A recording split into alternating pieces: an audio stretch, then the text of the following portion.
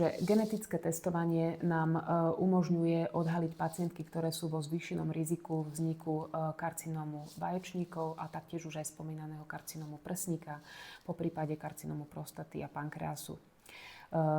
Taktiež, ak máme pacientky, ktoré sú nositeľkami týchto mutácií, vieme, že môžu vlastne mať zvýšený výskyt na týchto spomínaných onkologických ochorení aj v rodine a preto je dôležitá konzultácia u lekárskeho genetika, aby sa včas tieto mutácie po prípade aj u príbuzných zachytili a dalo sa pristupovať k týmto pacientkám so zvýšenou obozretnosťou, realizovať pravidelné kontroly a prípadne profilaktické výkony. Ak máme pacientky, ktoré už majú diagnózu ovariálneho karcinómu stanovenú, tak práve určenie mutácií BRCA1-2 génov nám pomáhajú aj v liečbe týchto pacientiek, kedy vieme pacientkám podávať udržiavaciu liečbu tzv. PARP inhibitormi.